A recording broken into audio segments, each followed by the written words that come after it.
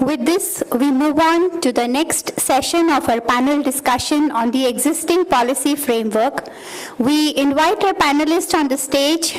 This session is being chaired by Mr. Pradeep Bhargav, Director, Cummins, India.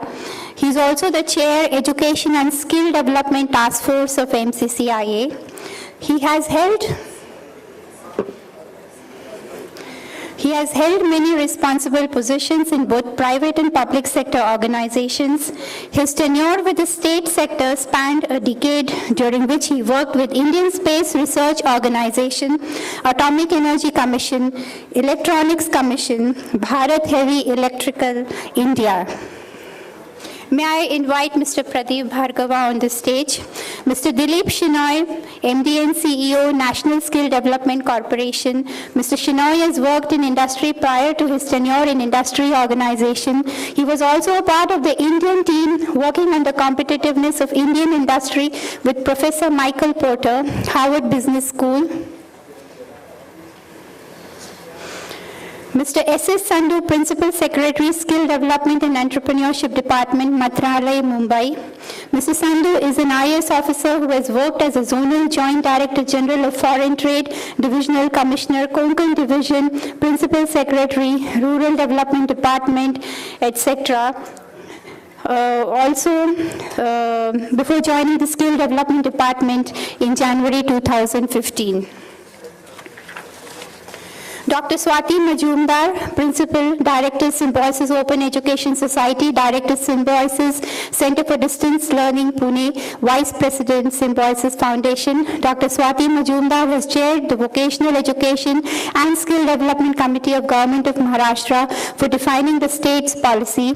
She has formulated the concept and model of a skill development university.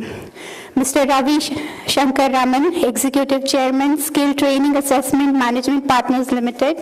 He is a seasoned manager with broad-based capabilities, including domestic and international exposure, excellent technical knowledge, coupled with problem-solving ability, organization, communication, and people skills, with ability to enhance profitability and quality of service. Mr. Nilachal Mishra, Director and Head, Human and Social Service, KPMG in India. Mr. Nilachal is the Director in KPMG Advisory Services Private Limited and leads the Human and Social Services subsector. He has more than 15 years of experience working in government consulting across various sectors, including information technology, rural development, education, and skilling. Dr. Abhay Wagh, Director, Maharashtra State Board of Technical Education. Mr. Wagh has been working in the field of technical education for the last 27 years in various capacities. He has extensive experience in training, administration, and research. He has many publications under his belt and has been bestowed with many prestigious awards. Professor Sanjay Dhande, our advisor also for the Skillconclave, former director of IIT Kanpur, an innovative technologist, an acclaimed academician, and an eminent researcher, a visionary institution builder, and an able administrator. May I request, please get the mementos. May I request Mr. Pradeep Bhargava to present a memento to all our speakers and panelists present here. Get it on a tray. Put it on. Thank you. Thank you. Thank you. Thank you.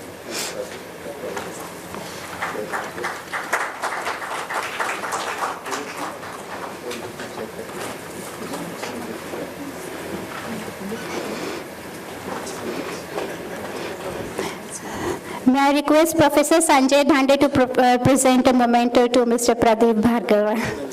Give it to him.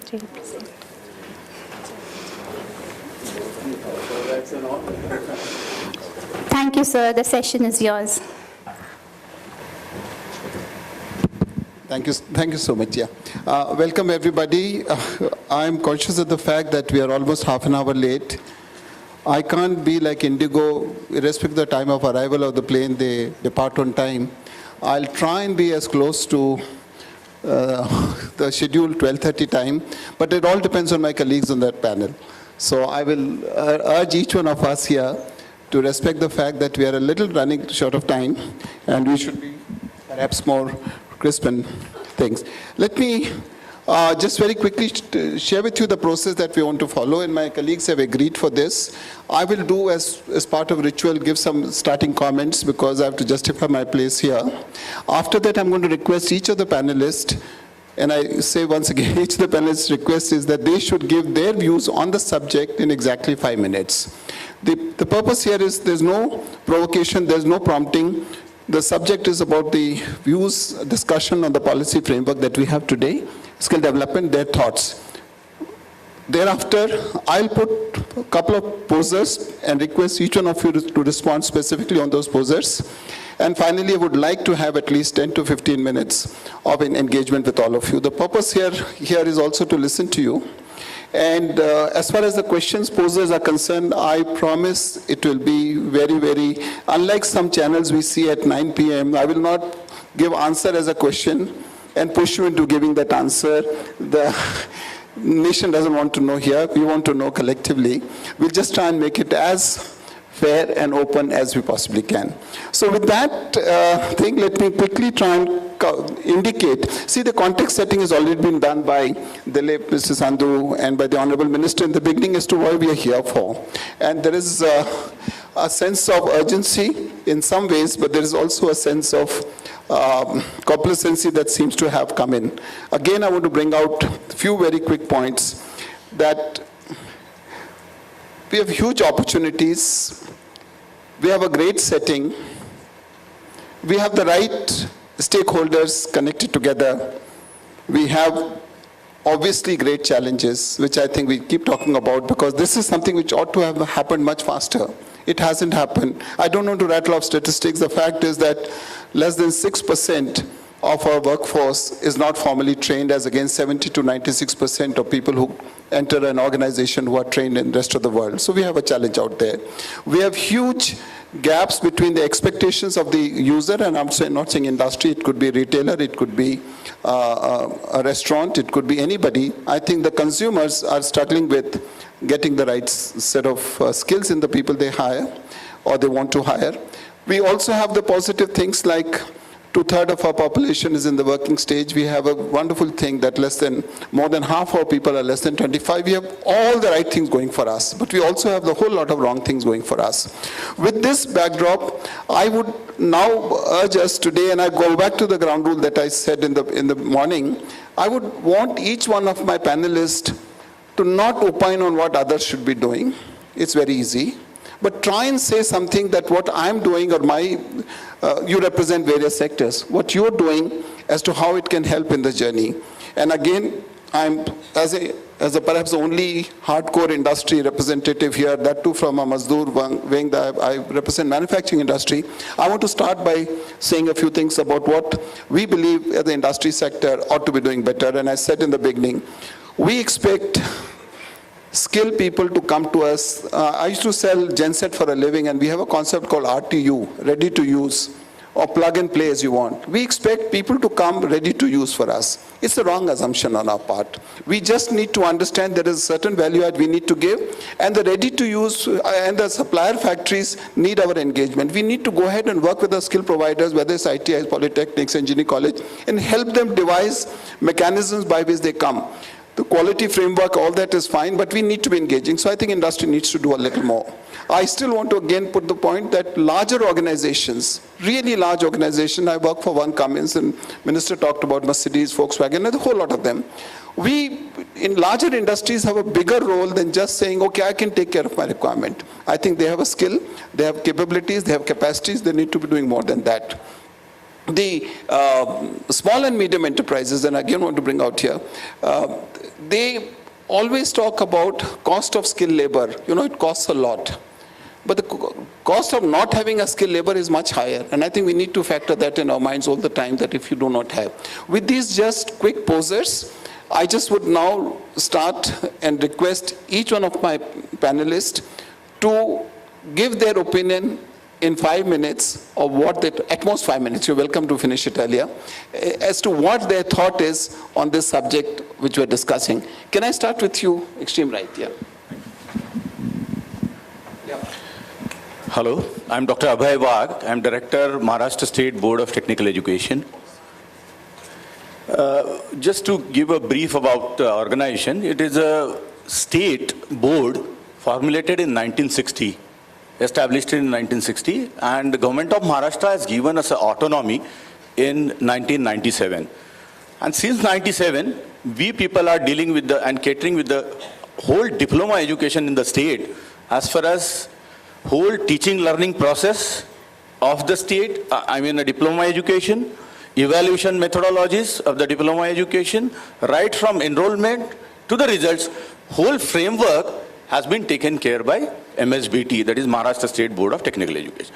To be very specific, I will come to an issue as Chinoyji also told in the morning session and Bhargavaji told now, that I will speak only regarding case study of MSBT, what we people are doing since 2 years back. When we thought on this issue of skilling India as such, then in 2014, we saw we are the largest infrastructure holders as far as institutions are concerned in all over the state.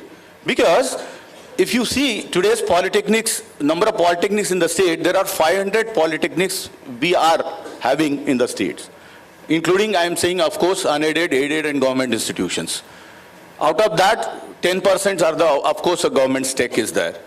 But if you see these 500 polytechnics, a largest infrastructure, 5 acres of the land, with a current technology of the machines even, and even a large setups of the computer laboratories, we are ready available right from each and every taluka, a tehsil place of this. There are 235 talukas. If you map it out, we have always, we have mapped it out. There are 500 polytechnics. So per taluka, we get 2 polytechnics as such. So I mean to say, it is the largest network readily available with a ready infrastructure and a latest machinery available there and latest workshops available there.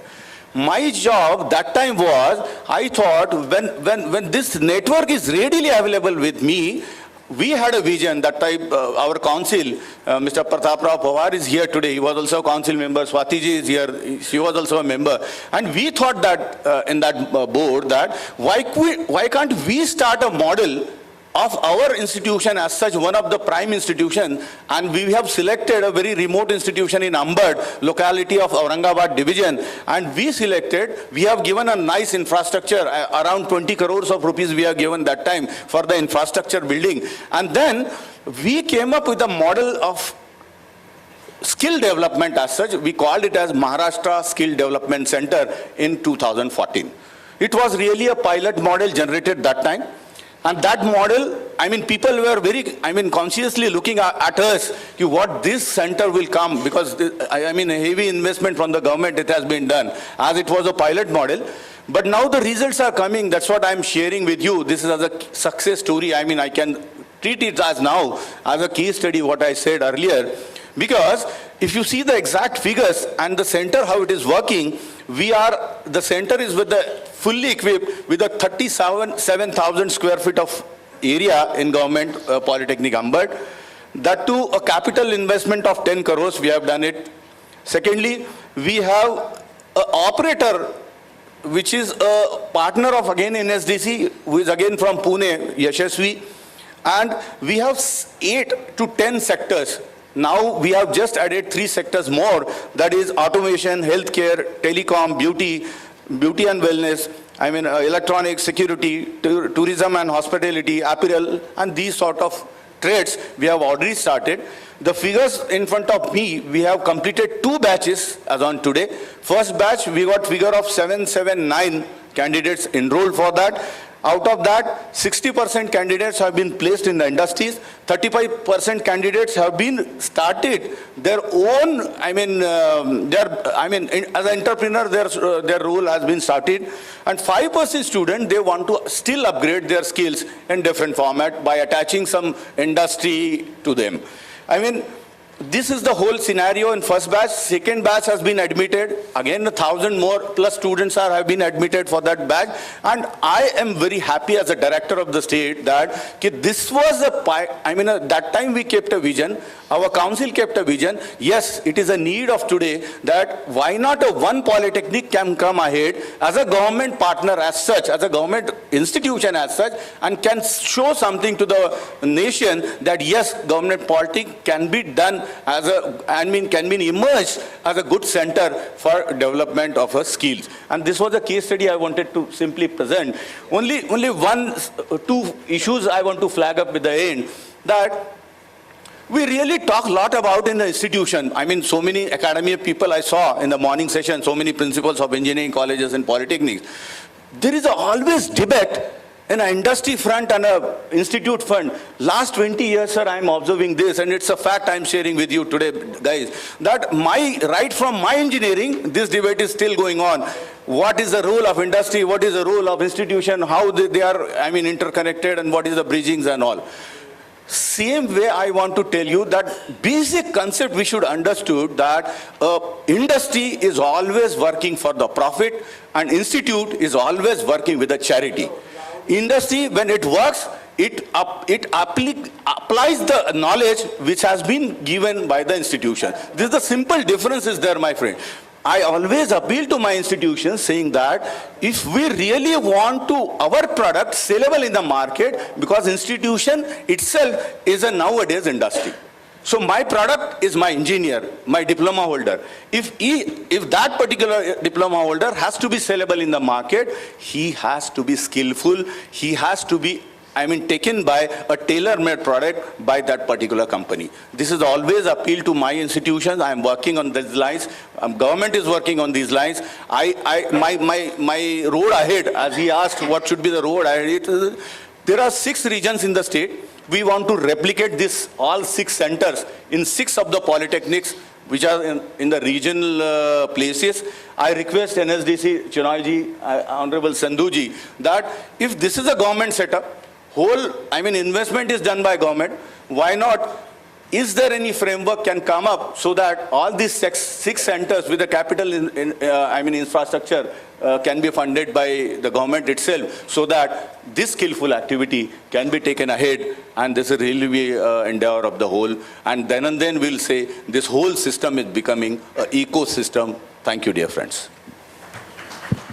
Thank you so much, Mr. Wag. I think you did bring out 2 concepts in my mind, that public and private can work together. Second, a pilot is a good way of starting and replicating. We look forward to your extending this to not to just 6, but maybe all 500 polytechnics. The point that you made, and I just want to react to it. Charity is a nice word to use, profit, vulgar word to use. Reality, charity is not sustainable, and profit is not that vulgar. If you want to set up more centers, why should only government fund it? If the beneficiaries are industry, why shouldn't industry get on to do it? So I think we need to continue to look at the possibility of partnership. And this is what I think Dilip talked about, the trust, belief. I think we need to fast forward this trust by saying Yeah. May I now request Professor Sanjay, can you start, Mr. Dhande? Dhande sir, can you? Sanjay ji, aap bolenge? Skillful. I didn't know that the 11th player of the team will have to play second position actually. Anyway, मला जे सांगायचं ते मी थोडंसं मराठीत बोलणार आहे आणि थोडंसं मग पुढे इंग्लिशमध्ये बोलणार आहे. मुख्य म्हणजे मला स्वतःला असं वाटतं की स्किल डेव्हलपमेंट आपल्या महाराष्ट्रामध्ये इवन पुण्यामध्ये मी स्वतःचं उदाहरण सांगणार आहे. मी टेक्निकल हायस्कूलमध्ये 1959मध्ये जॉईन झालो.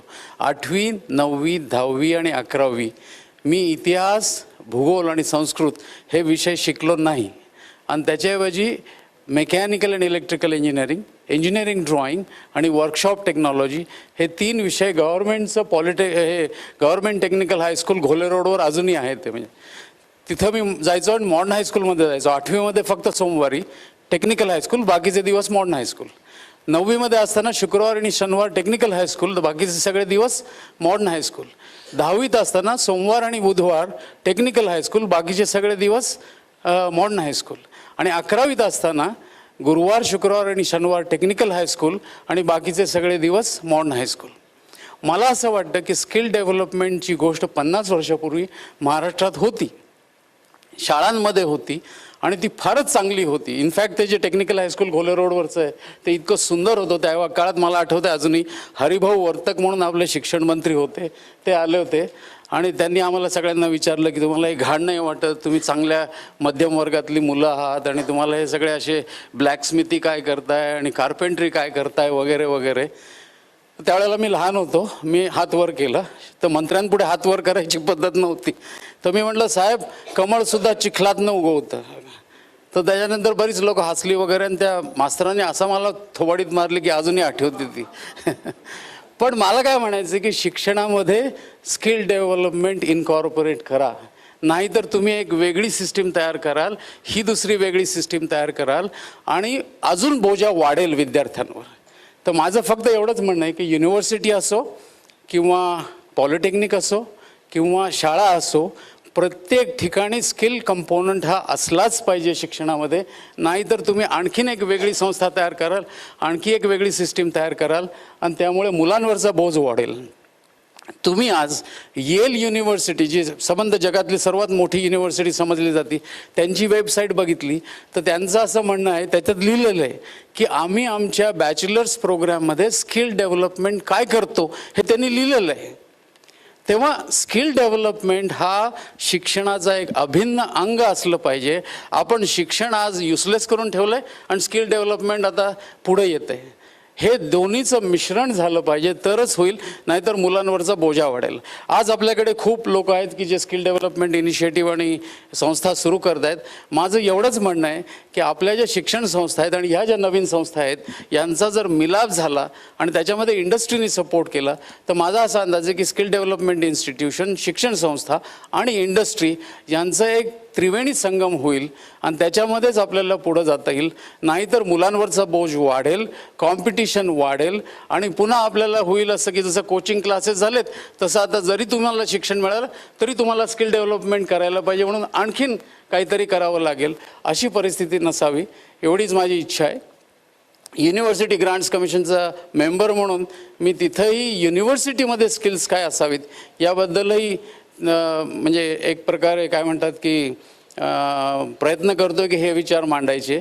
मला एवढंच फक्त सांगायचं की शिक्षण आणि स्किल डेव्हलपमेंट या दोन्हीचं फ्युजन व्हावं हीच इच्छा आहे. Thank you very much. Really impressed with this concept that there are no two verticals, higher education and skill development we should do. And you're bringing the third element, which is the industry. But we still might need a bhadji called the government. So we have to make it not 3 but 4. So you know, I'm saying bhadji in the sense of somebody who oversees and blesses the whole organization. With that, I will go to the bhadji.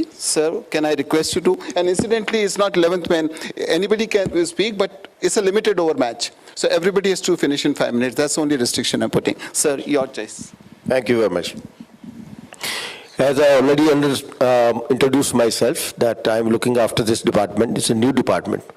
And basically the parallel role which the state government of Maharashtra would be playing, like government of India, is a role of integration, bringing all the players together and creating an ecosystem where everybody chips in to accomplish a common goal.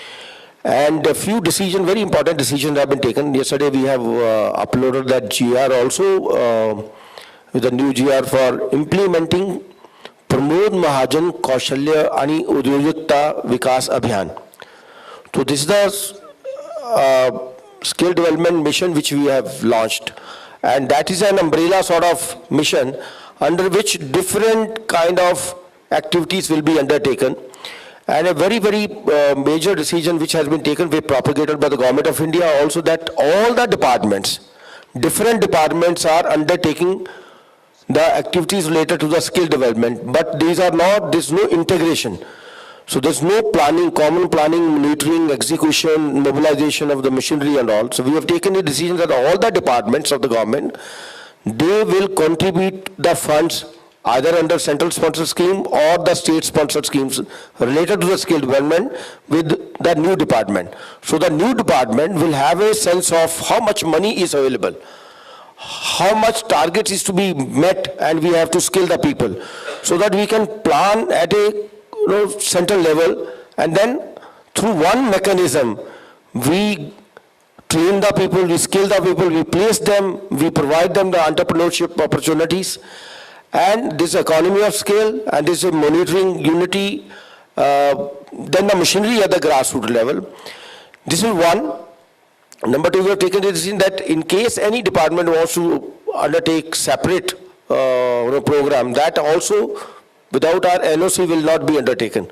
So this is the first decision that we roughly calculated. If we go by this way, maybe more than 1,200 crores we can mobilize through various schemes, either the central government schemes or the state government schemes. These huge funds which can be made available. But if we are going different ways, then different standards, no rationalization, and the government of India is doing rationalization now. The 15th July notification, Mr. Chunna, is a very good step, where we are now indicating that what kind of training pattern should be there, what kind of funding should be there, what kind of benchmarks for the training industry should be there. So with this, I would be integrating other departments' efforts in the skilling space. At the same time, we are working with the education department also. In the government of Maharashtra has started now in a pilot basis, 350 schools, they would be under Rashtriya Madhyamik Shiksha Abhiyan, which Mr.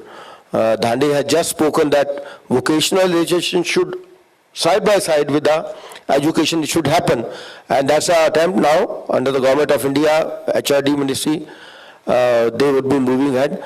But in the whole space, my department would be providing the necessary platform for happening various skills activity take place at the local level.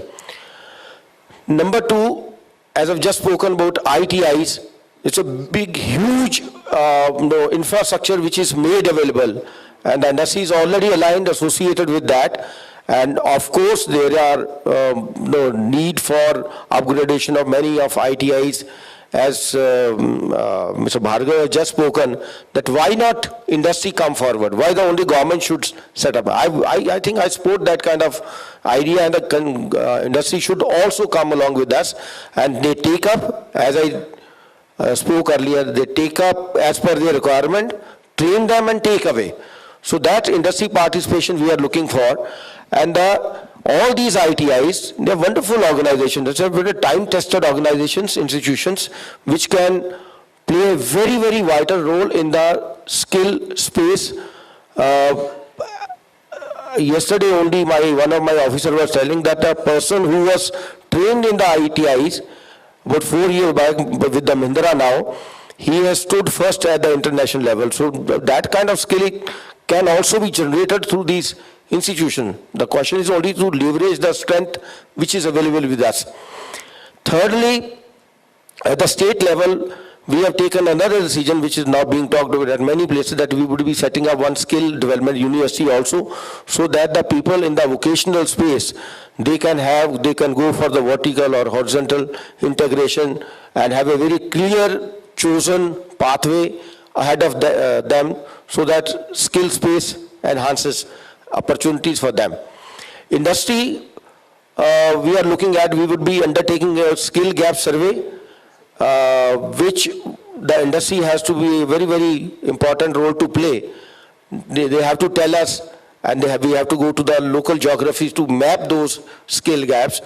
And thereafter, we are creating a empaneled workforce of the trainers. As I told you that around 1,000 people have already registered, and there are many geographies we are not finding the trainer. There also the industry may be coming, we would be seeking the help of the industry, that in those areas if we can provide the training infrastructure, and they can train the trainers in those geographies. Apart from Mr. Bhargav already has shown me how to enhance the employability, and how the trainer in the ITIs can be trained on that format.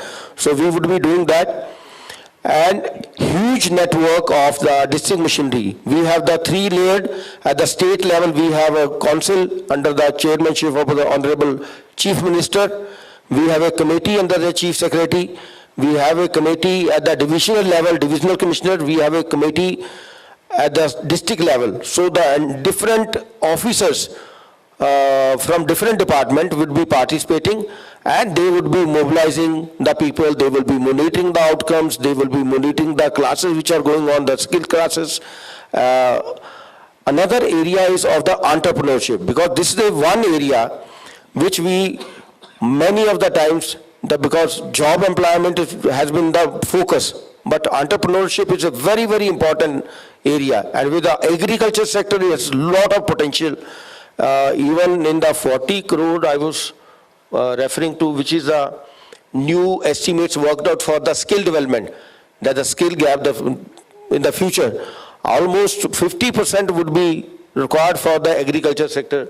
So it's a huge, huge potential in the entrepreneurship. And I only wish that the much more acceptable norms, models are formulated for this, and a very good ecosystem is evolved for the budding entrepreneurs in whatever geographies they would be. Because it would be required a very, very crucial role of the banks for the financing, the training, then the hand-holding, and a lot of market network with the peripheral, maybe as per your ancillary industry, they would be requiring playing a vital role, where there also industry would be coming forward. So entrepreneurship, for that, we plan to set up one entrepreneurship development cell in the nodal agency, which is the Maharashtra State Skill Development Society. There we would be having with a pooled persons from the industry for the entrepreneurship sector would be pooled, so that they can guide us in those areas where the people with a young budding entrepreneur also can be guided and put into those, and so they earn the livelihood, either self-employment or the entrepreneurship, both the fields we would be tackling. So this is in a nutshell what the department would be doing, and huge responsibility on all of us to come together and coordinate this effort. Thank you. Thank you so much, Mr. Sidhu. This is really interesting, and you said you've just taken over all the ITIs, there's an integration. And I'm just going to be in lighter way and mention this, just the way Sanjay talked about that higher education and ITIs, skill development and education should converge. I think it's somewhere in your scheme also, a polytechnic skill development is no different from an ITI skill development, and so the regiments within the government system should also slowly converge to a direction. Is just a thought that comes straight away, because ultimately an ITI child wants to get into polytechnic, as in I'm not saying much everything, but there is a need to possibly look at this in its totality. Now, can I request, Nilachal, you to possibly give your views, as of course you're fond of giving PowerPoints. I know consultant companies do give PowerPoints, but can you just make your point? Yeah, I strongly believe if you're making a PowerPoint presentation, then you don't have power, you don't make any points itself there.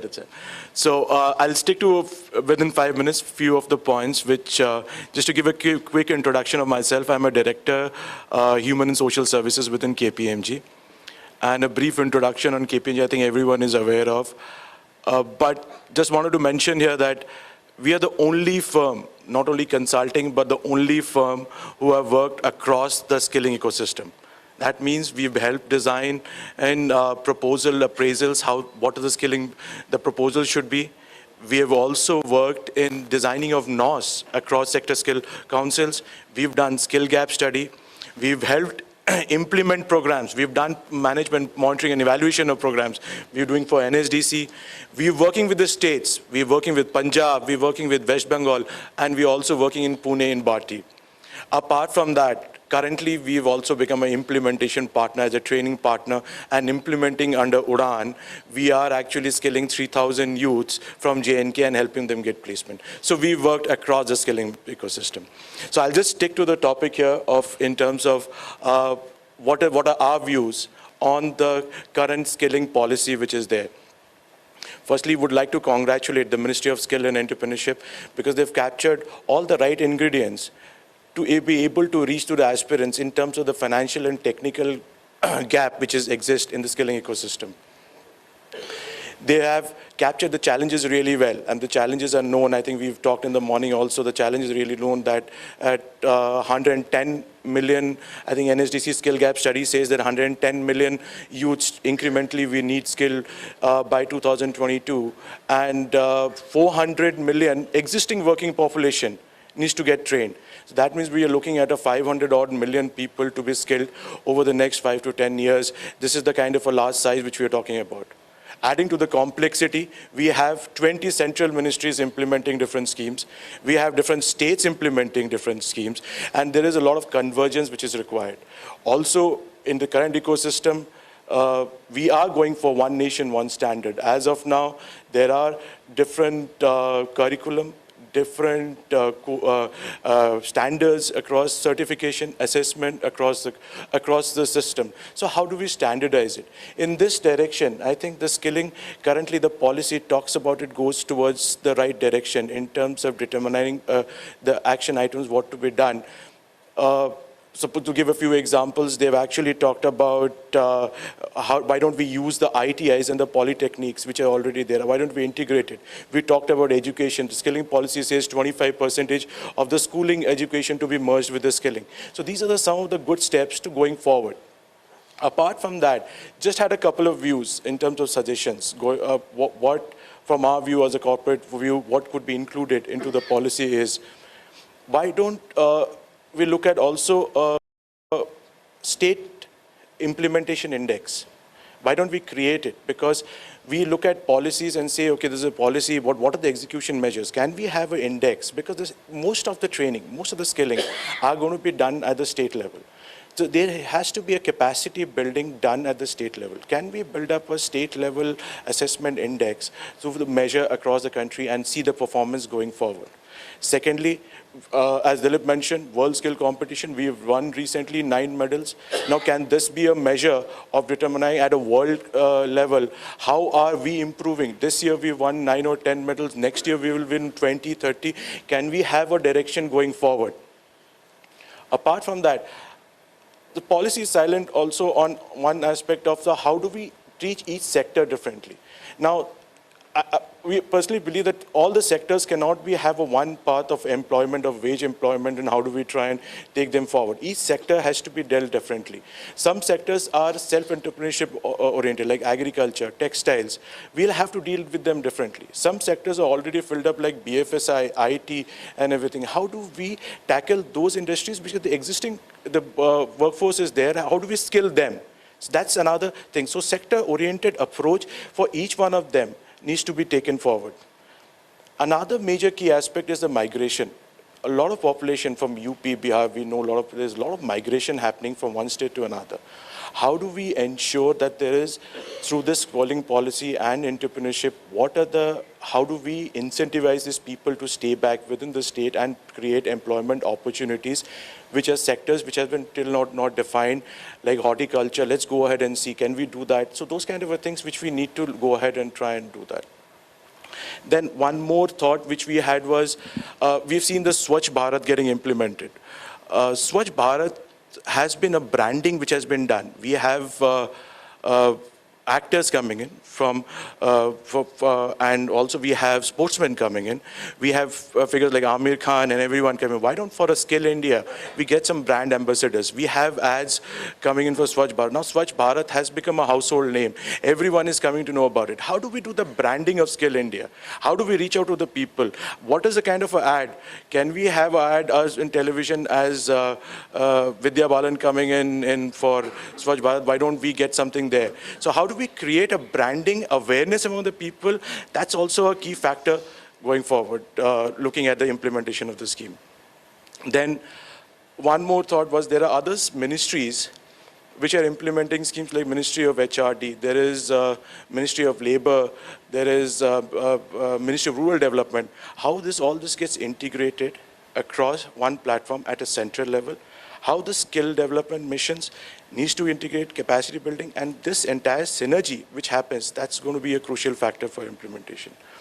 So going forward, there are many ideas, we have many thoughts across the skilling policy. I would just like to say, our Honorable Prime Minister said on the world youths that we should be a global human resource capital.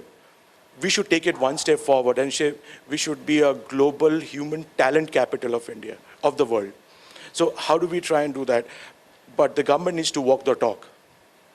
They need to, there is a policy, a lot of policies we've seen. We would request the government to have specific action items against these policies and implement it. And we wish it best of luck from our side. Thank you. Boy, it looks like lots of proposals for assignments. But seriously speaking, I want to say there's a big gap between supply and demand of skill. And actually, honestly, if we focus as a country, as industry, as thing, can we do something about this supply-demand match? Index, Swachh Bharat type of a fancy program, all that can come later.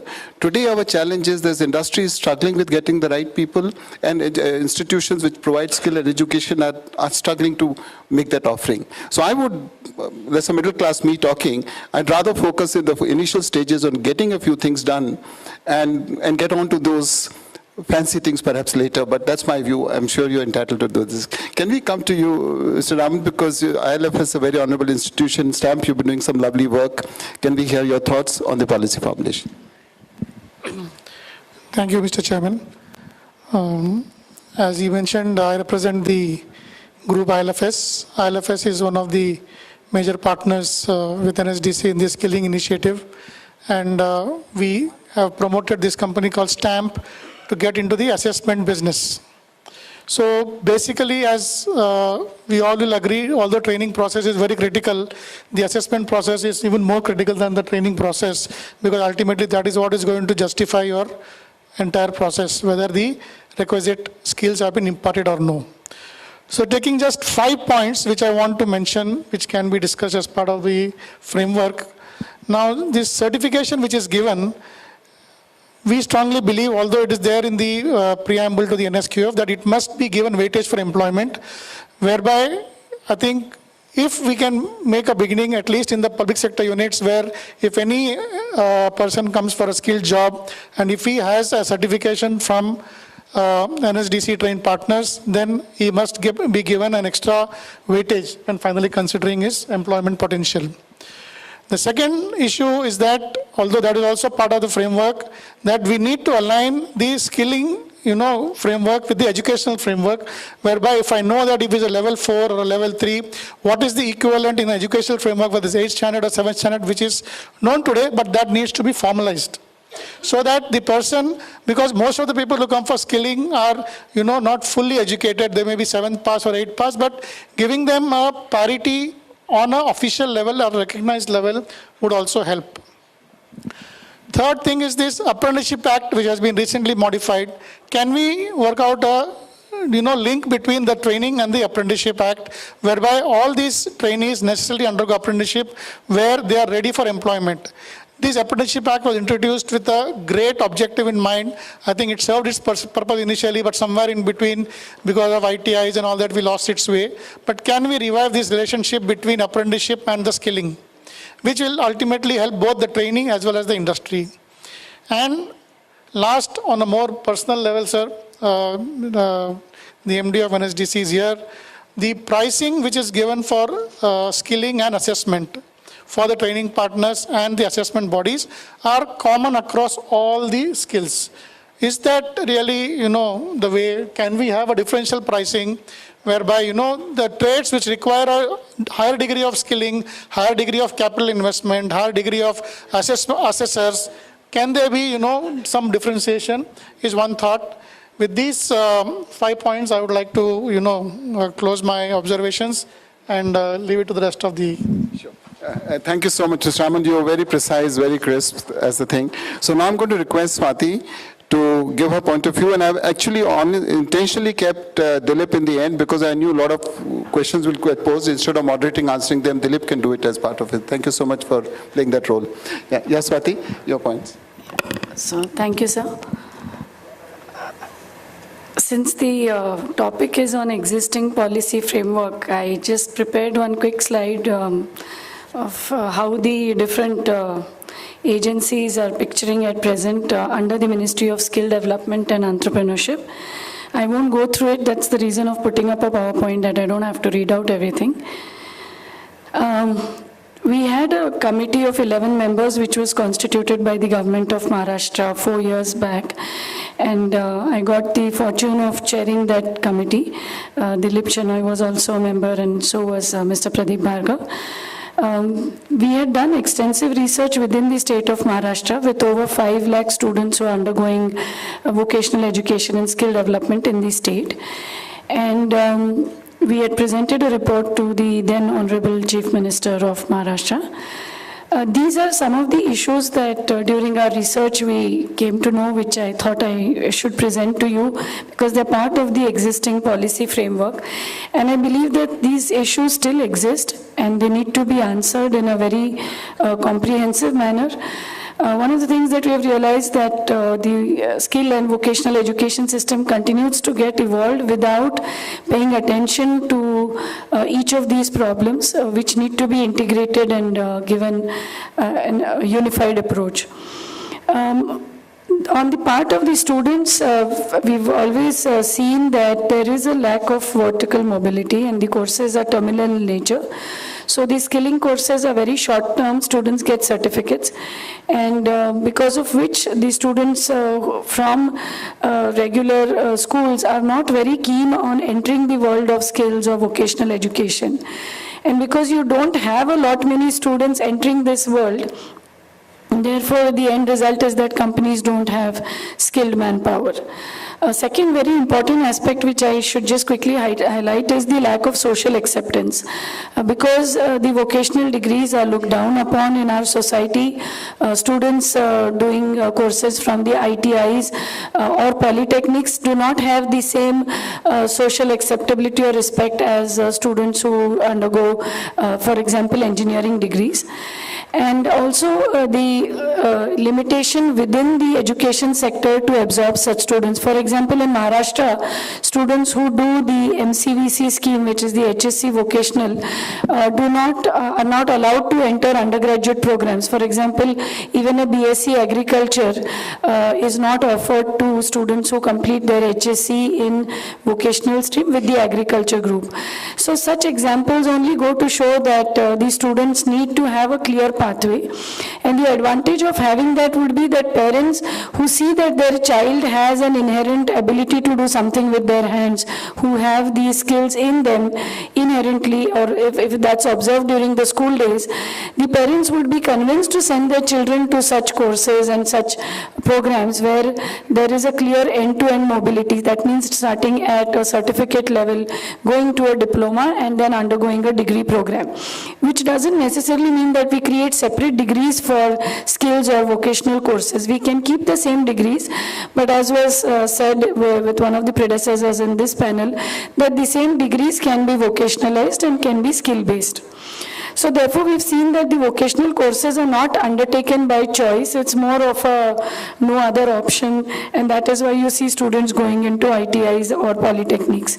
Also, the vertical mobility from polytechnic to engineering is not rampant in the other vocational courses like hospitality, travel and tourism, etc.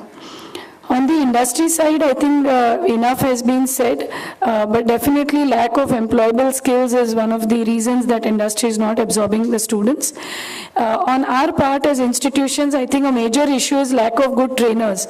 I would definitely like to highlight this point that unless the trainer is good, unless the trainer themselves have these skills, they cannot impart those to students. One of very simple examples which I would like to give here is in the schools, as you know that in the 8th, 9th and 10th standard, they offer vocational courses for which there are only degrees, only grades in the mark sheet, in the 10th standard mark sheet. Even a course like cooking, for example, which is a very important skill to have for people who say want to go abroad and study cooking, is such a useful skill that children should have. But the course is actually taught by someone who makes it a very theoretical course, and the children are made to write recipes which are like 2-3 pages long, rather than trying to make them learn with their own hands and allow them to cook dishes and experiment with different foods and different dishes. So again, the importance of a trainer, somebody who is very good with those particular skills that she is teaching is very important.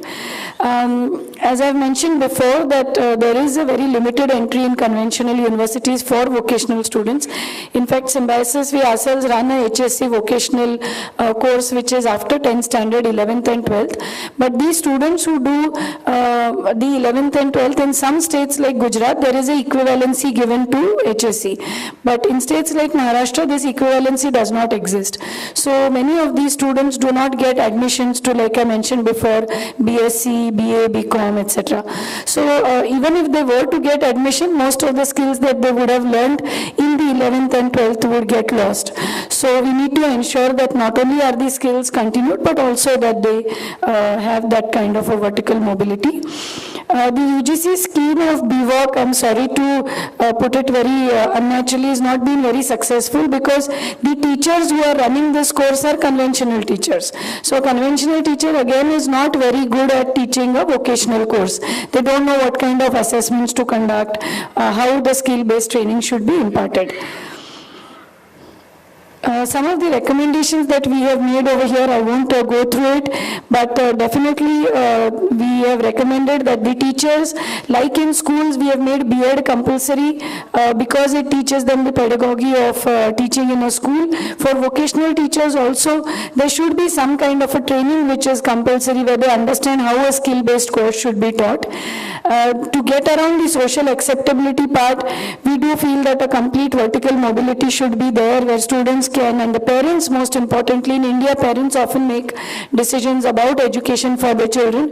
So they should be able to see a clear path from a certificate to a diploma to a degree. Then of course the equivalency that we've always recommended to the Maharashtra government, and since the Honorable Principal Secretary is here, I urge once again that these students in ITIs and polytechnics should be given the right equivalency so they can undergo higher education like in other countries and other states. Establishment of a skill development university is a recommendation that we had made long time back, and I'm glad that many of you must have heard that our Honorable Chief Minister and also at the center they are planning to set up a skill university. The regulatory framework that we had suggested to the Maharashtra government was to establish, actually it's, so we had recommended the Maharashtra Vocational Education Commission, a Vocational Education and Training Board, and then a Quality Assessment Cell which would help maintain the standards across courses. Symbiosis is setting up a Skill Development University, and this is a quick slide about the different model, and as was mentioned that we are trying to vocationalize the existing program. So the degrees that will be offered will be conventional, but the curriculum which will be taught will be completely skill-based. We have tied up with many industries to make this successful. A lot of industries are going to set up their training workshops on the campus of the university so as to impart basic and advanced skills. And this is a classic model of where the industry and the education can come together. In fact, I'm glad to inform you that even in the retail sector, the Future Group is setting up a mock store where students can get trained on handling customers. And similarly, other workshops would also be put in by big companies. This is just a photograph of some of the workshops which will come into reality by next year. Just to tell you that it's not just about thoughts, we are very committed to getting some shape and form to our dreams. That's all I had to say. Thank you.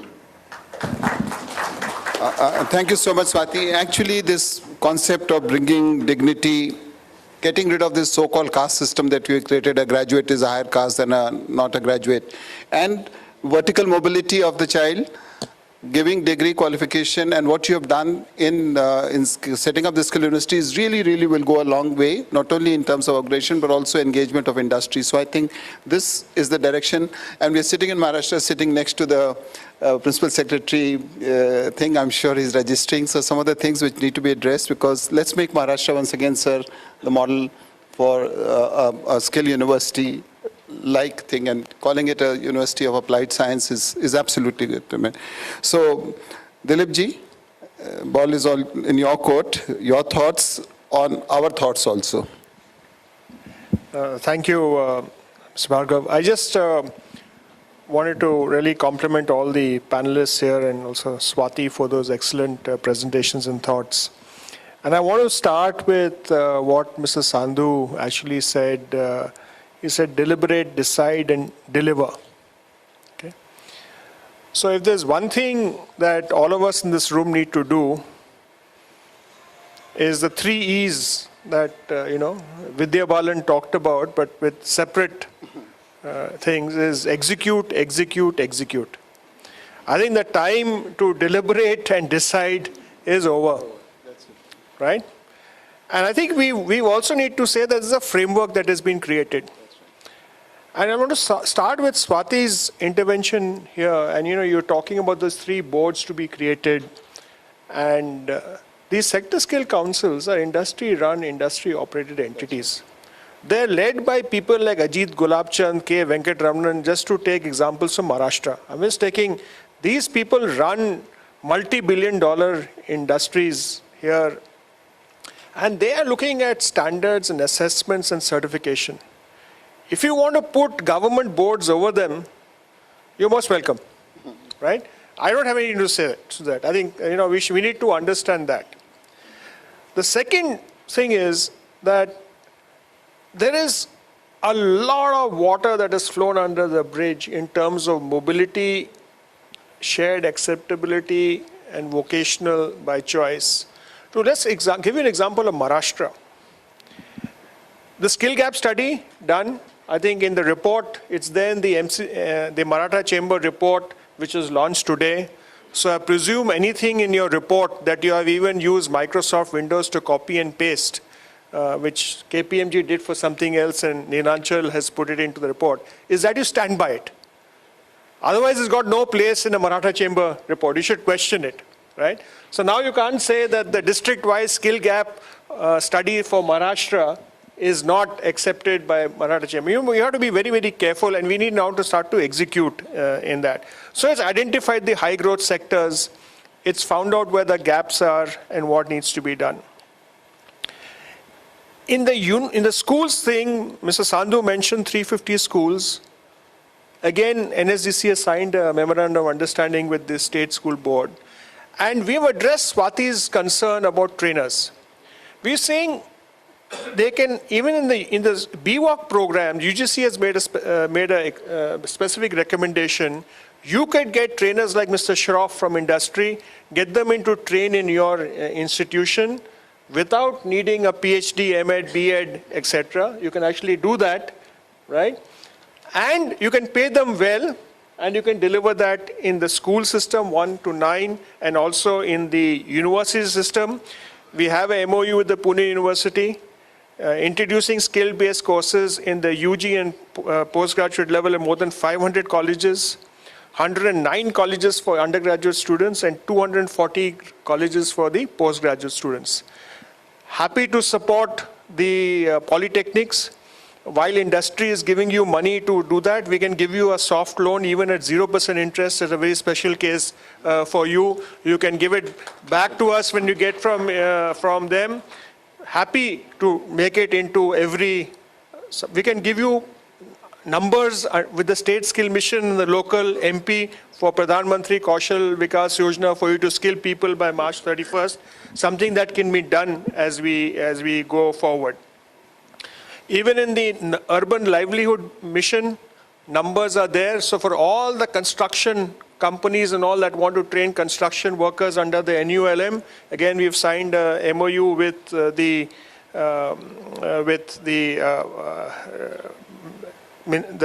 Ministry or the Department of Urban Development, Housing and Poverty Alleviation to execute it in Maharashtra. So what has happened is that vocation has now got integrated into 350 schools, got integrated into colleges, and UGC and Delhi University all have announced that in your best of 4 calculations, you can actually use vocational training. This year Delhi University gave a 2.5% discount, but CBSE and everybody is looking at so it's going to be integrated here. And I think the point that Swati made is something very interesting, because in Gujarat, if you've done 10th and done 2 years of ITI, you do a language course and you're equivalent to the 12th and you can get admission into university. So if Maharashtra, and I think this is going to actually happen there on the 11th of November or the 14th of November, I forget, the Ministry of HRD announced the credit-based system where even vocational training will get a credit-based system going in. I would like to just say that, I visited a college in London.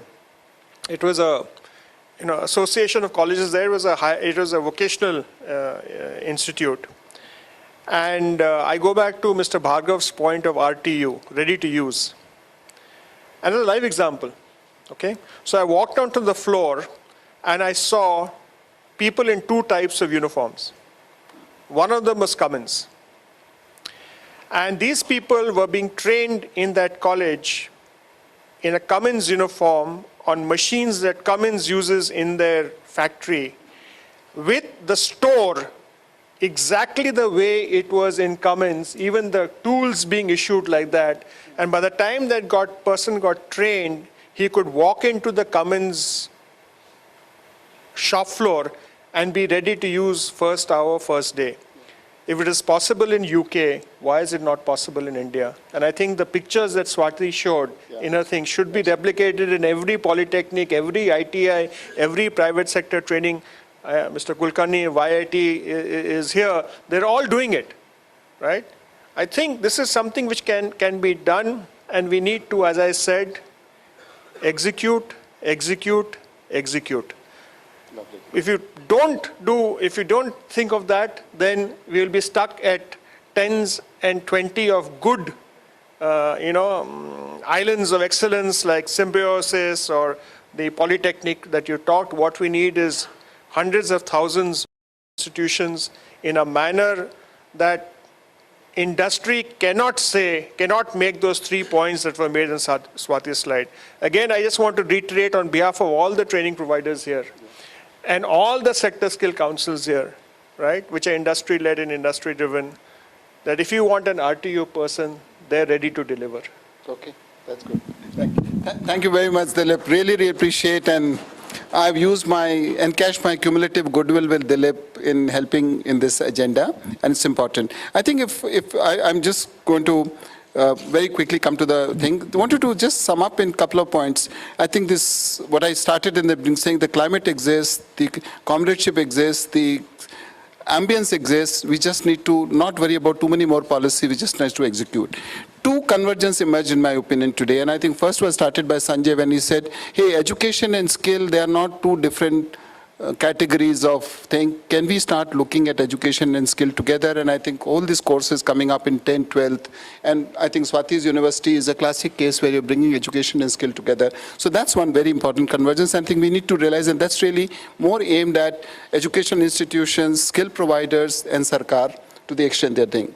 The second convergence which is emerging, which really comes out, is industry engaging into this task. Yeah, it's true, Sector Skill Council and Ajit Gulabchand is a good idea, but I'm telling you on behalf of industry, we don't do enough. We don't do enough. You're right, what Cummins does in UK, you and I were party to this Chhindwara Center, where we set up a totally industry-sponsored skill center where JCB participated, Toyota participated, Cummins participated, where we are training people skill, not with the objective of just consuming them, but making them employable. And that was an industry initiative, and Dilip was one of the persons who I had worked with in making that happen. So there should be many more Chhindwaras equivalent. What I mean is the concept of training. Why can't large industry be VTPs? Why can't they become vocational training providers, L&Ts of the world? Recruit and hire so many people. Why can't they start training people, not necessarily for their own consumption, but creating a skill set which will benefit everybody? For example, Chhindwara Center is all about training people, not necessarily for your own employment. Why can't industry, L&Ts can be VTPs, but not everybody can be a VTP? Why can't many more industries start working seriously, collectively with the skill providers? As I said, we go to any extent to help a vendor. We pay for his tooling cost. We train the vendor guy. We do inspection for him. We give him the drawings. We do all this to get a component. We stand on our head in industry to develop a vendor. But when it comes to working with a vendor who gives us the most important person called human resources, we say, nahi to sarkar ka kaam hai. Yeah, I'll just, so I think we in industry start owning up. For us to get RTUs, we need to own up our partnership and play a role, and I think that's one message which has come out in my various deliberations. And sir, I just want to again say this to you, even as government, industry we need to push ourselves a lot more. Construction industry has done a very good job. Certain industries have done a huge thing, but most of us in the industry haven't been as proactive. We like to, it's nice to say, I work with this engineering colleges. Many industries are not too fond of saying, I work with this ITI. There is this whole concept of, I work with IIT, I mean, it feels good. For example, Cummins works with IIT Fulton, doesn't sound too good, but we work with ITI Fulton. So I think those are the things we need to get our things. So I make you say this point, and friends, it's 12:30, my original scheduled time of what I'm going to do. We've completed our panel discussion in hour's time.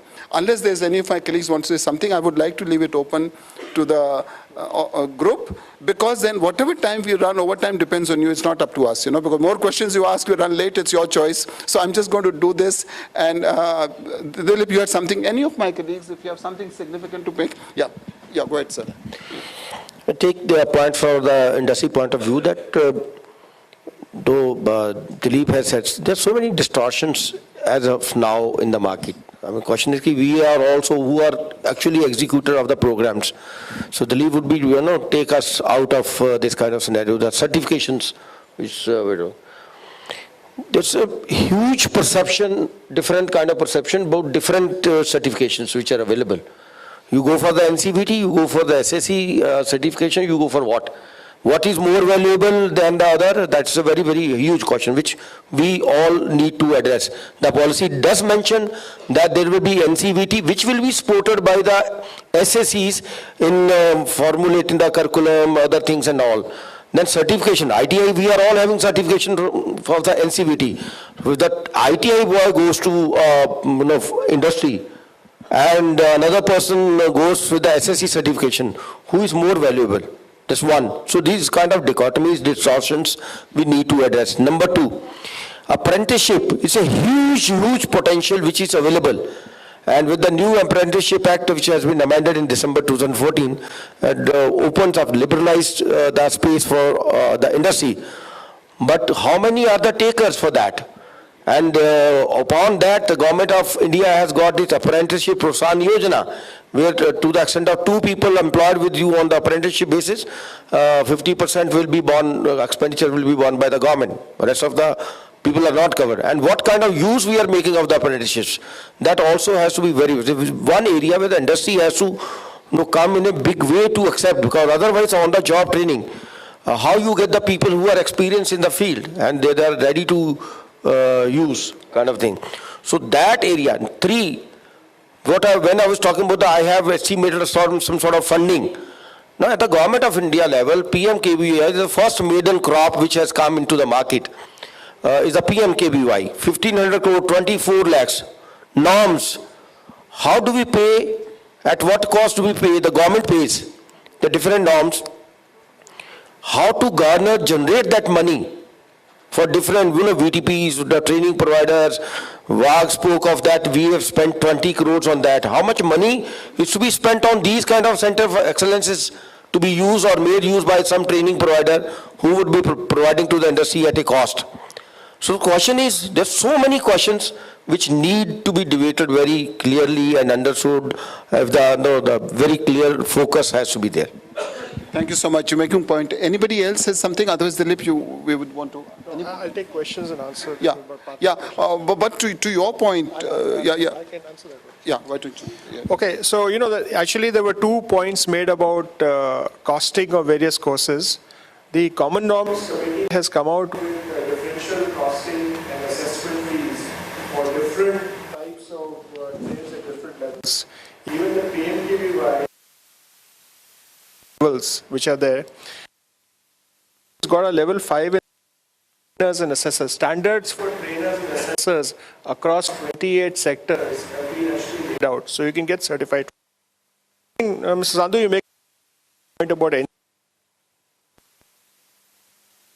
what has happened is the NOSs and QPs are now forming the base. Even the NCVT curriculum. NCVT is coming out with curriculum, not NOSes and QPs. So that is a challenge. And then what we are seeing is, frankly, the one way forward could be, see, earlier it was there because SSCs, actually the SSCs were a creation of labor ministry. Somewhere along the line, someone thought that maybe, we need to continue with NCVT and SSCs could be, structured slightly differently. I think going forward, the two have to merge. Whether they're called NCVT or SSCs, it's immaterial. But the important is who leads it. If it goes back to the old system of government, doing it, then you'll end up with the same result that you ended up earlier. And if you give industry the option, and you let industry leaders lead it, and you create an independent entity, we might come up with a different kind of solution. So I think that's the thing. But again, if the chamber... What's the final government, because norms are to be laid down. Yeah, so the norms have been laid down here. Now, every government program gives you an option, because NCVT assessment is not available across all the job roles that SSC assessment over. Many states are coming back and saying, thank you very much, Mr. SSC. You've actually widened the scope of certification and job roles that we can actually create. They were not available under MES or not available under NCVT. So that's the one thing. Okay. The chamber, I don't know, if 90% of your members could say that, okay, we will support NOSes and QPs and we will take certified people, then there's no need of any advertisement campaign like Neelachal was suggesting. No, but we might still want to go to Vidya Balan for asking her, so that's not a bad idea. But seriously speaking, this whole concept of industry, on material we put all sorts of specification, quality specification. For people somehow, we just don't, we said, and that's again, one of the things I'm saying, industry needs to, only way you can popularize and make it happen is by us insisting on the spec sheet of the people. I mean, they contribute so much more than a casting you get here. I mean, people are much... There's a fantastic quote. There's a very good story in a magazine which 3 industry guys says, we don't want skilled people. We'll take unskilled people and train them. Because they're cheaper, because you have to pay unskilled. But cost of not having skill is much more. Friends, anyway, we are overrun by 7 minutes after thing. So now, Anant, we put another 7 to 8 minutes. Do we have? Because, yeah, so please, the house is open. Ask your questions. Identify the person you want the answer from. Moderator doesn't have to answer any question. He just passes on to others. Yeah, go ahead. Question to Dilip. So we have been talking about the shortage of trainers, and we also talked of so many sector skill council. How about forming a council for trainers, where we can have the candidate with potential training capabilities, and try to take them to various sector skill council and all that.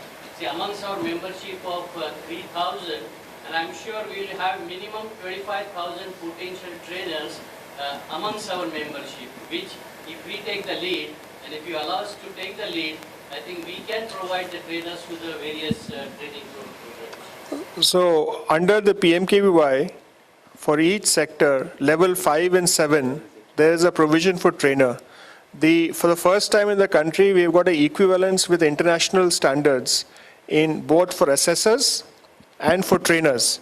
And one of the requirements is that not only they need to have the assessor or trainer certification, but they also need to have one level higher the qualification pack certification for that sector for able to become a trainer there.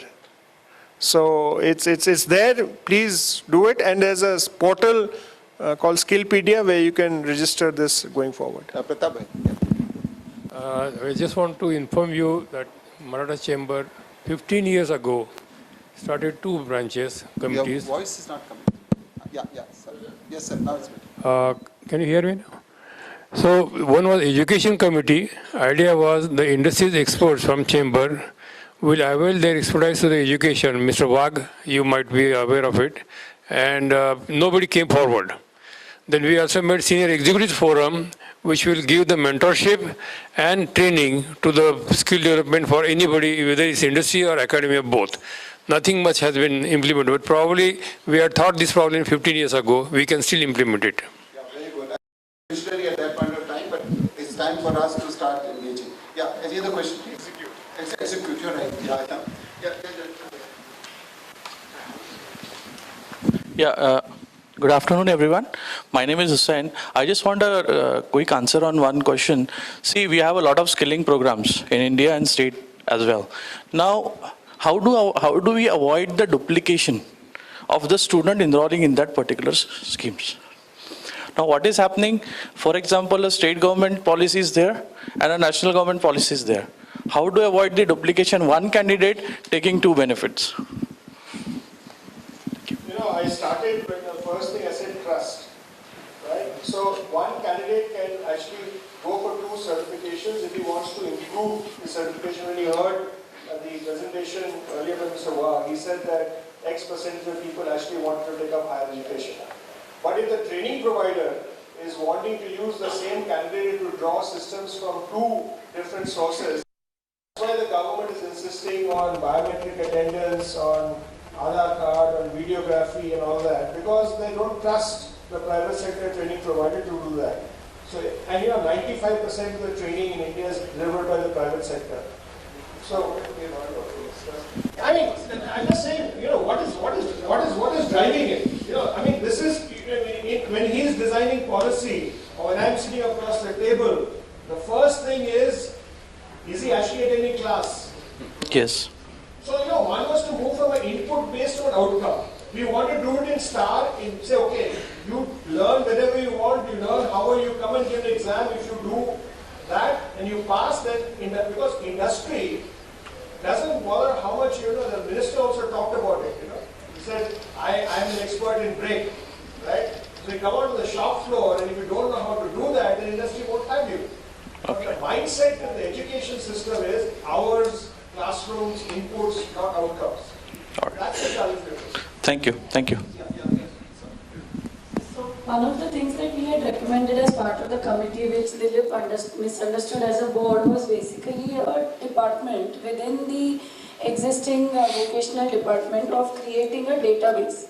So when we said there should be a registration board, what it simply meant was there should be a database where all the vocational training providers in the state could freely register.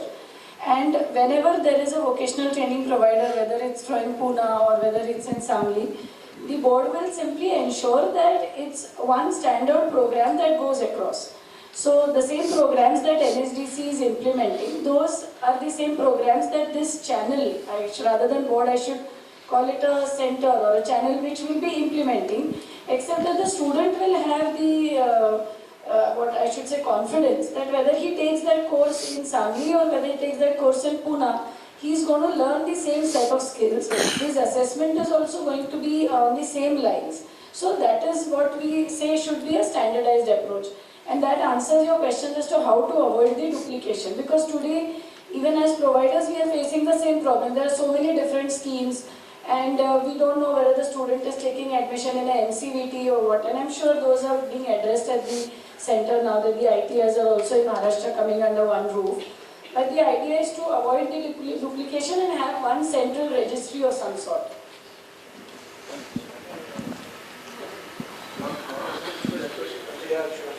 So I think one, just to add on, if you look at the policy, it talks about the skill card, and the skill card linked to the UIDA, Aadhaar link. So everyone is going to have a skill card which can track the profession and try and do that. So that's going to solve a lot of problems going forward.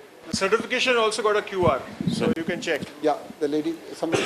Yeah, I have a question. I'm Srikanth, ex-student of Symbiosis and doctorate in vocational education. It was basically upgradation of ITIs through PPP. I run around the state, entire state rather, and it was the model to build industry institute partnership. And I found personally when I visited more than 100 ITIs in state of Maharashtra, the IMC chairman who was the industry representative, he never turned out to that ITI. Second thing was that the ITI which is based in Hingoli, the partner is in Aurangabad. So that intention was to give the practical training. So apart from the entire 4-5 years of journey into this area, I found personally, though I worked in industry for 10 years, the concrete and clear motivation for industry is not there. I found what should be the concrete policy or something which can help to industry to motivate to go for skill development. Because I found somebody has already told that industries work for profit.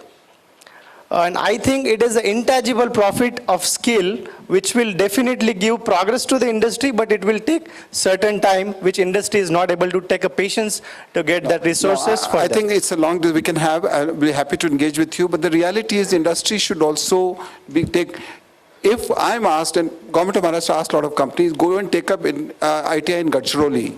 Now the problem is I have no infrastructure there, have no ability to send my people or get engaged. I think industry in its enthusiasm should also do what it can deliver. And a lot of us haven't even done what's right under our nose. So you're right, there's an attitude issue. I don't know whether it's profit issue because it's dumb if they think it's profit, because they're helping profit if they get better skilled people. So that's not the issue. But that's a long discussion about industry institutional alliance. We can do it. Yeah.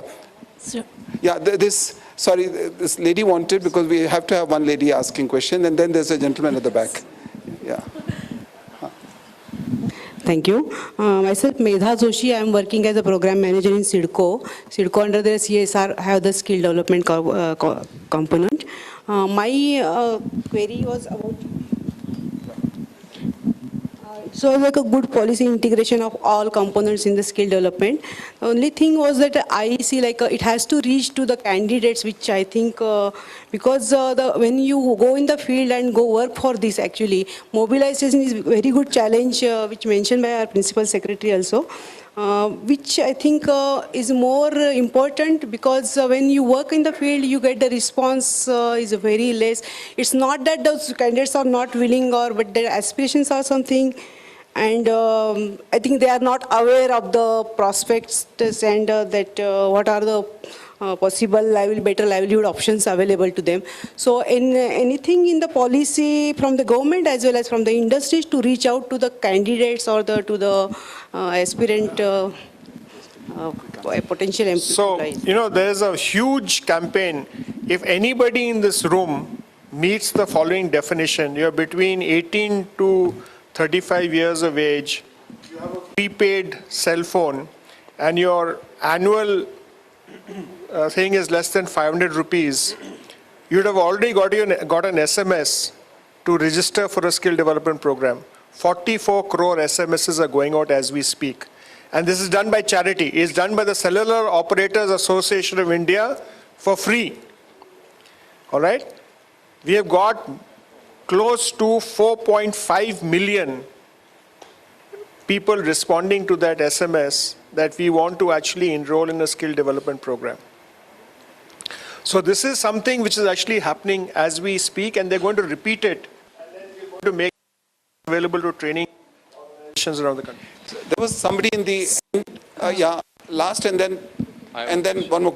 Oh, you got the. But yes. Can you take the mic later after him? Can you take the mic? Yeah. Okay. Yeah, I'm Smita, leading Ayush Industry Cluster in Maharashtra. Sir, I have two things to say. That pharmaceutical manufacturing has a very less focus in NSDC. There is a huge crisis of manpower in this sector. And second thing is, as a industry clusters, there are hundreds of industry clusters in India, and there are thousands of crores invested by Government of India in these industry clusters. So why don't we empower this industry cluster as a training center for skill and entrepreneurship development? So are you a member of IDMA or CIPMA or any industry association? Which is the industry association that this group is a member of? This is sponsored by central government, Ayush Ministry. Yeah, Ayush is a member. Ayush is on the Governing Council of Life Sciences Sector Skill Council. It is chaired by Dr. Satish Reddy of Dr. Reddy's Laboratory. It is headed by Ranjit Madan. You send me an email at dilip.chinoy@nsdcindia.org. I will connect you to Ranjit. They're actually focusing on pharmaceutical manufacturing. Dr. Reddy's Laboratory has developed a specific program which will help, which will make Swati happy. It's a BSc in pharmaceutical manufacturing, and they deliver it on the shop floor in conjunction with the local university and the Sector Skill Council. this is not a degree program, sir. I wanted to say that even the 8th grade and 9th You can do grade- it without the degree program for 8th grade and 5th grade and just take the certification from the Life Sciences Sector Skill Council. There's already a QP on their website. Please have a look at it. Okay, thank you. Yes, ma'am. Hello, I'm Leena Deshpande. I represent Bharat Forge. My question and my appeal to Principal Secretary, Mr. Sindhu. We are very sincere industry partner for different ITIs. And the basic problem many of the industries they face, that the processes of writing MOU for the partnership or MOA, they are extremely complicated. Since last 6 months, we have been struggling to just renew our MOU with one of the ITIs. And the second issue is that inadequate staff in ITIs and forceful transfers of the principals, that is really hampering the quality of education and training in ITIs. So my appeal to principals. I would relay your point. All of us struggle with that. So I think that's a challenge which has to be done. All of us who adopted ITI struggle with that. Sir. As far as MOU is concerned, I think maybe as a policy transitional phase where the ITIs were to be transferred to the new department, maybe there's some sluggishness might have crept into that. Otherwise, there are very standardized formats for the IMC, the partners and all should be looked into, or should be only need to be expedited. There may not be any other concern. But the question, yes, there are very, very common symptoms which you find in the government. The transfers is it's a way of life. I mean, it's not. Now people go on talking that on the drop of a hat, the transfers are happening anywhere, from national level till the regional level. So we are all, birds of, places. I mean, for the last 1 year, this is the third place I am occupying. I mean, so it's good. For some time. Okay, thank you very much, friends. I know there are just one question. The last question, yes. Honestly, yeah. So thank you for all your inputs.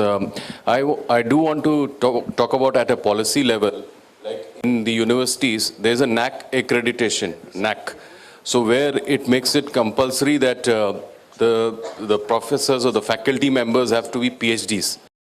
And what we've observed when we go to the institutions as from industry, they find the industry faculty or people who come to share the expertise from industry to be more inspiring than the PhDs or who are occupying those positions of training in those institutions. So my question is, at a policy level itself, it's a kind of a bottleneck. So if you have a compulsion for PhDs only to train, and all those number of hours of training has to be taken by your in-house faculty, then of course the industry expertise would be missing. And we found the students lacking in real expertise in doing things because of the policy-related issues. So how would you like to address that? Well, I fully agree with you that there is something called as professor by knowledge and there is something called as professor by practice. Unfortunately, this second part is missing in our education system. That if somebody who is a guru by practice is not welcome in the academic world because of these rules and regulations. So I just want to mention that there is a escape clause. I mean, I will give two answers. First one is the practical and pragmatic answer, that contractual engagement of such people is possible. Second thing is that there is a need for change in some of these regulations, particularly for professional subjects, which are very highly practice-oriented. I think adjunct professor is allowed in institutions and a NAC assessment, and I've actually had very close thing because my wife teaches in a college in Delhi University and she underwent a NAC assessment last week. And the only thing that the people asked is, who are the industry people who are coming to actually interact with your students? And there's a marking for that also in NAC. Yeah, they're changing. You're right. Historically, that was a challenge, but it's changing. Even I know, has introduced a professor's position, which is only experience. Lots of people are doing. But it's yeah, okay. 10% above that professorships have been created for adjunct professors. adjunct professor is a concept. Okay, friends, I think... Sir, one more question, sir. No, Sir, I please, think... sir, please, sir. No, maybe, please, you can have talk with these people post. So, gentlemen, ladies, yeah, I think we want to close it here. And thank you very much to the panel members for participating. And I'm sorry we delayed, but we started late. Thank you very much and look forward to the next session, please.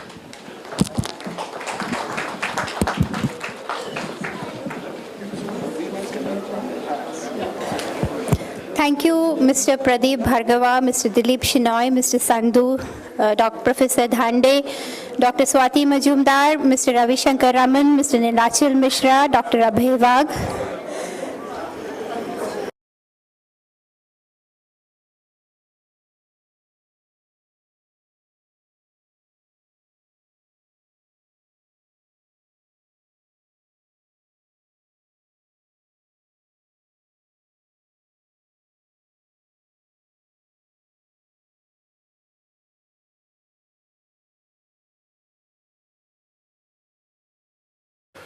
One of our area of focus in India is to work in skill development. We have been engaged with NSDC, with 5 state governments in skill development.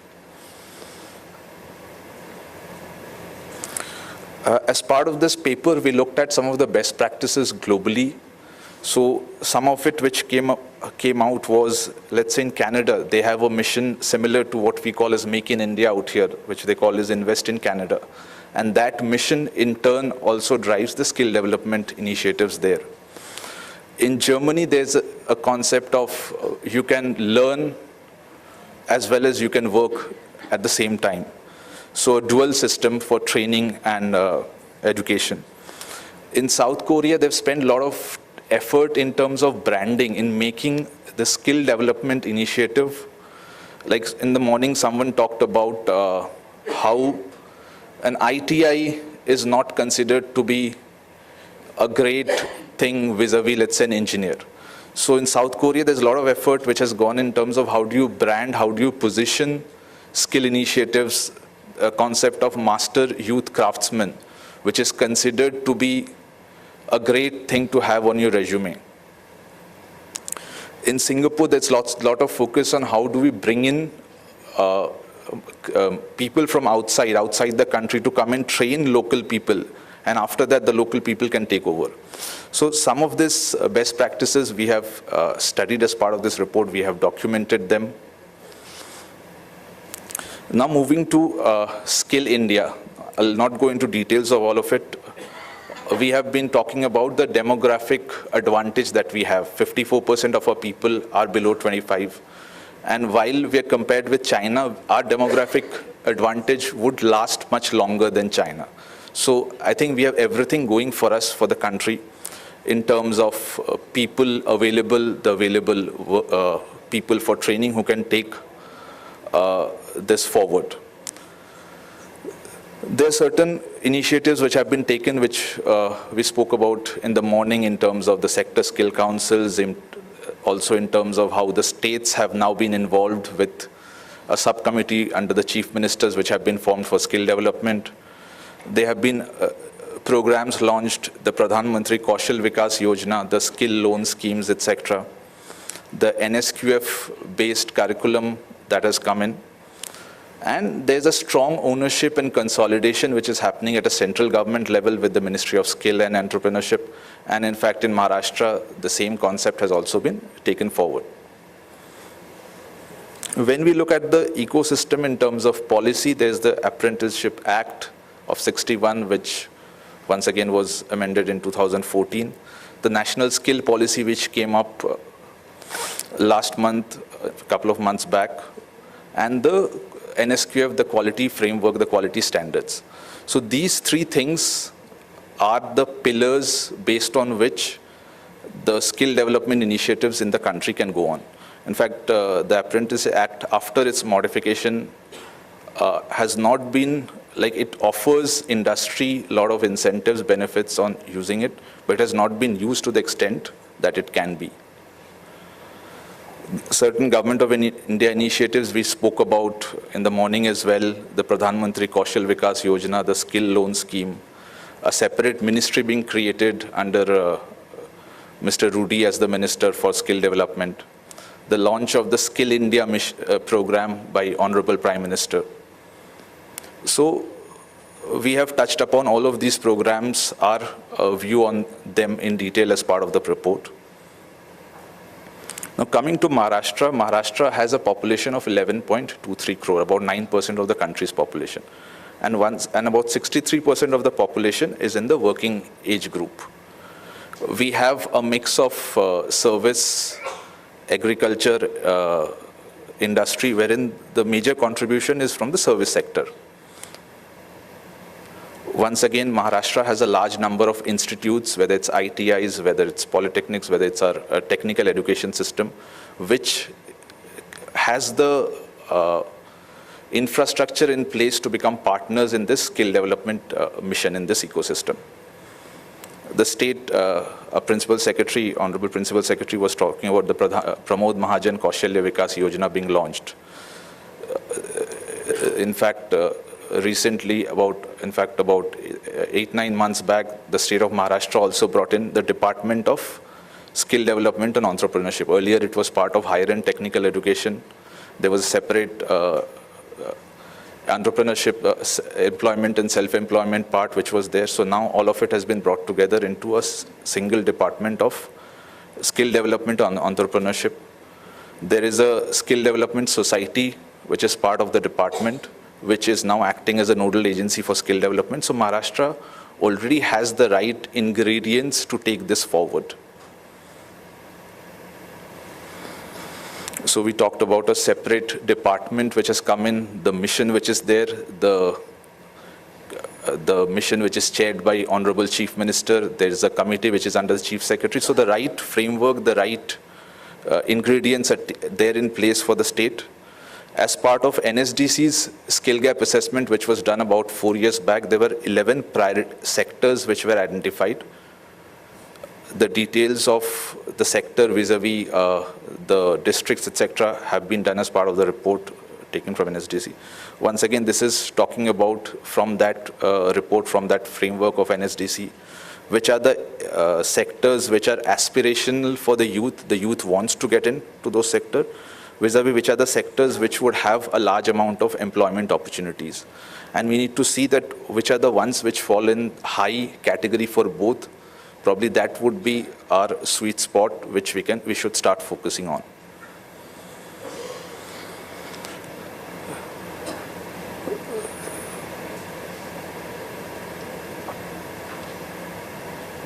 So we talked about 9 points, which is more of a roadmap or a set of suggestions that we had, which can be implemented in Maharashtra. Maharashtra, as I said, has the right framework, the right infrastructure, the right ingredients to take it forward, certain suggestions that we have from our side. First, talking about branding and image enhancing. For example, if you see today, a lot of people know about MES, the Modular Employability Scheme. People need to know more about the skill development, other skill development initiatives which are being taken up. While I understand that maybe this is not the right time to have a brand ambassador in place, but let's take an example of Maharashtra. In tourism and let's say for forest conservation, for ecotourism, for wildlife conservation, we are bringing in Mr. Amitabh Bachchan and Mr. Sachin Tendulkar as the brand ambassadors for the state. It may be symbolic, but it does create a sort of visibility. It does take you to the masses. Can we think on those lines for skill development? Then we talk about, there are a couple of portals, good portals which are there, Maharozgar and the Mahakaushalya, which have to be integrated, brought together, and a lot of integration also needs to happen from the industry perspective for this, for these to then become the lifeline for skill development in the state. In the morning, sir talked about convergence, which once again is very essential. Today, you have multiple departments. In fact, all departments, right from rural development to urban to tourism to social justice to tribal, everyone is doing certain amount of skill development. There has to be convergence at that level, and sir had already taken that initiative. I understand that convergence that has already been approved by the cabinet. In fact, the ITIs, etc., are also now coming as part of the department. That is another very essential part, wherein there has to be a holistic approach towards skill development. Now, next part is the agency which is driving skill development at the ground level, which is the state skill development society. There is a need of capacity enhancement, capacity building of that society. How do we ensure that the society, through its people, whether it's from government, whether it's from external industry support, etc., can reach to the ultimate taluka? We need to have presence not only at the state headquarters in Mumbai, but at every district and at every taluka, to be able to drive this initiative, to bring the industry, to bring the training service provider, and to have the right beneficiaries of this program and help them all three merge and converge together. So we need the skill development society to be further strengthened and enhanced in the state. Then once again, another initiative with the state has initiated career guidance and career counseling cells. There are thousands of courses, but I, as an individual, which one should I take? There has to be some amount of counseling and guidance effort being taken up. Can we have an online test through which we can probably help a person say that your aptitude is towards, let's say, certain shop floor activities? You're probably not the best fit for a service-oriented job because maybe a certain amount of communication skill, etc., may be lacking. I'm not saying that anything is right or wrong, but I'm saying that we need to guide people to the right direction. Next is our vocational education has to be also aligned with the NSQF. And that's another very important thing. And we need participation. In the morning, the industry representatives, etc., everyone were talking about how industry can come in and help. I think that's very important. The industry participation has to enhance. The sector skill council participation has to enhance in the state. The next point is something that we have seen in some of our interactions with students. I happen to work a bit with Bharti, an organization out here in Pune, which is doing some amount of skill development training programs. So the moment you try to bring in, let's say, a youth from a Gondia or a Bhandara into Pune, there's a fear of how will I adjust. If I want to get a job in Gondia and Bhandara only, I don't want a job in Pune, Nasik, Aurangabad. So if I'm bringing youth from other districts, talukas to another place, can I have a sort of a help center wherein I help that person to slowly adjust to the city or this place of work? And finally, talking about that there has to be a large focus on entrepreneurship. Skill development and helping the person getting a job will not suffice. There has to be a large focus on entrepreneurship, whether it's in entrepreneurship in the agricultural sector or whether we can have tie-ups with, let's say, a HUL for driving Project Shakti across all our 40,000 odd villages. There has to be a large dedicated focus on entrepreneurship. My last slide talks about the 7 important ingredients which can drive entrepreneurship, which is a culture. We have to enable a person, to become an entrepreneur. We have to enable a person to have that risk-taking appetite, that entrepreneurship is good. I happened to meet Mr. Punendu Chatterjee quite a few years back. And he had a very interesting story. When he quit his job and started his own company, his mother told him that, fine, but don't, you can start your job, but please don't, you can start anything on your own, but please don't leave your job. So how do we bring in that culture wherein entrepreneurship is something which is considered to be good? Then policies, availability of finance.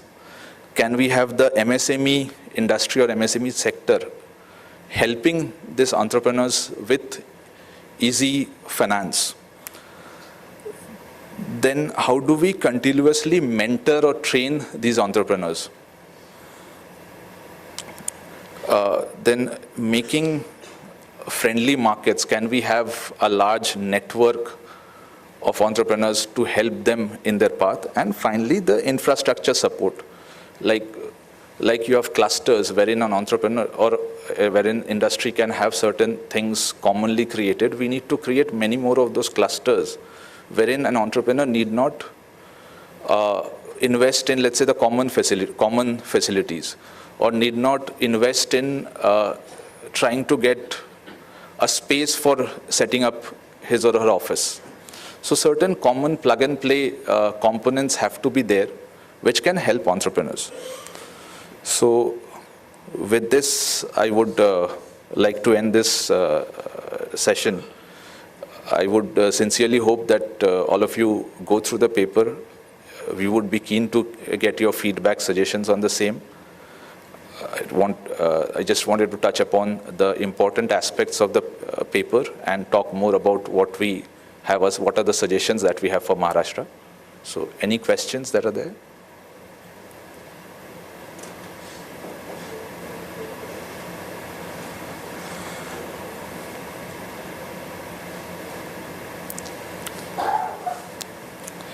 Okay, I think lunch is just there around the corner, so no questions right now. We would be happy to take any question during the lunch break as well in informal discussions. Thank you. Thanks once again for the chamber, to the chamber for giving us this opportunity. We are very pleased to be associated with the chamber in this initiative, and we wish this conference all the best. Thank you, Mr. Devrup Dhar. Lunch is being served in the Regal Hall just opposite to our venue.